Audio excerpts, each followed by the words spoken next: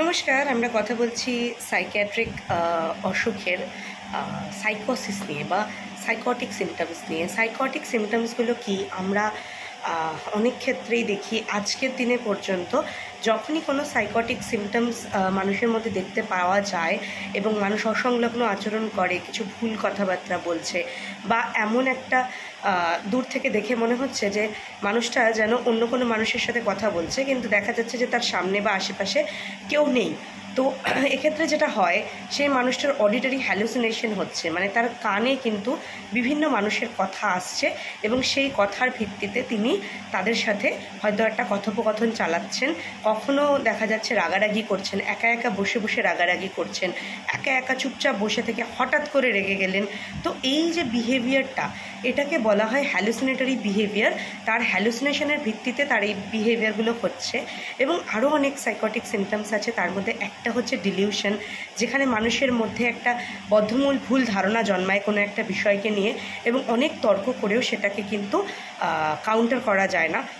তার মধ্যে একটা হচ্ছে পারসিকিউটরি ডিলিউশন, যেটা খুব কমন, যে আমার আশেপাশের লোকজন আমারকে ক্ষতি করে দিতে চাইছে, আমার বিরুদ্ধে কোনো ষড়যন্ত্র করছে, বা আমরা যেটাকে বলি সন্দেহ প্রবণতা।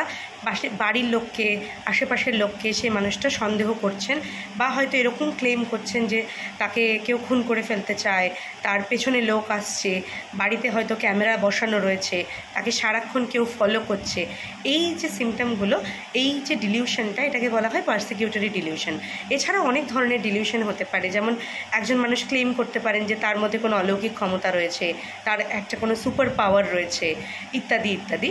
তো এই হ্যালুসিনেশন, ডিলিউশন, এই যে সমস্যাগুলো যেগুলো মানুষকে রিয়ালিটির থেকে দূরে নিয়ে যায়, সেগুলোকে একসাথে সাইকোসিস বলা হয়, যেখানে মানুষের যে বাস্তব জ্ঞান সেইটা লোপ পায় এবং তাদের যে জাজমেন্ট সেটা বিনষ্ট হয়ে যায়। তো এই সিমটমগুলোর ক্ষেত্রে এখনও দেখা যায় যে বহু মানুষ, যেহেতু অ্যাওয়ারনেসের সমস্যা রয়েছে, যেহেতু এই অসুখগুলো সম্পর্কে মানুষ কম জানেন, এখনও পর্যন্ত দেখা যায় যে এরকম কোনো সিমটমস বা এরকম কোনো উপসর্গ মানুষের মধ্যে দেখা দিলে মানুষ কিন্তু ওঝার কাছে বা তাবিজ নিতে বা ঝাড়ফুঁকের কাছে চলে যাচ্ছেন, ডাক্তারের কাছে না নিয়ে গিয়ে। এর ফলে অনেক সময় যেটা হয় যে অনেকটা সময় নষ্ট হয়ে যায়, মূল্যবান সময় নষ্ট হয়ে যায়। স্পেশালি সিজোফ্রেনিয়া অসুখটা যেটা হয় যে কিশোর বয়সে বাচ্চাদের মধ্যে প্রথম এই সিমটমগুলো দেখতে পাওয়া যায়। এবং আপনারা যদি অনেকটা সময়, ধরুন 1 বছর 2 বছর আনট্রিটেড রেখে দেন পেশেন্টকে, তাহলে তার প্রগনোসিসটা খারাপ হয়। যত তাড়াতাড়ি আমরা চিকিৎসা শুরু করব, তত কিন্তু ভালো রেজাল্ট পাওয়া যায় এবং ওষুধের মাধ্যমে কিন্তু এই অসুখ থেকে সম্পূর্ণভাবে সেরে ওঠা এবং একটা স্বাভাবিক জীবনে ফিরে আসা সম্ভব। তো এই অসুখগুলো সম্পর্কে আপনাদের আরেকটু অ্যাওয়্যার হওয়া প্রয়োজন, আমাদের আরও আলোচনা করা প্রয়োজন।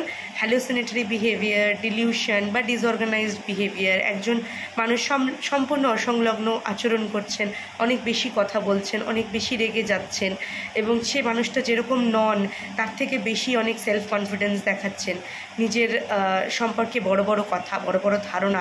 এগুলো কিন্তু ম্যানিক ডিসঅর্ডার, মানে ম্যানিক সিমটমসের ক্ষেত্রেও হতে পারে, মুড ডিসঅর্ডারের ক্ষেত্রে। তো সিজোফ্রেনিয়া এবং মুড ডিসঅর্ডার উভয় ক্ষেত্রে এবং আরও কিছু কিছু অসুখে সাইকটিক সিমটমস দেখতে পাওয়া যায়। সাইকটিক সিমটমস যতই দেখে মনে হোক যে তাকে ভূতে ধরেছে, এটা একটা অলৌকিক বিষয়, কিন্তু চিকিৎসার মাধ্যমে কিন্তু এর থেকে স্বাভাবিক জীবনে ফিরে আসা সম্ভব।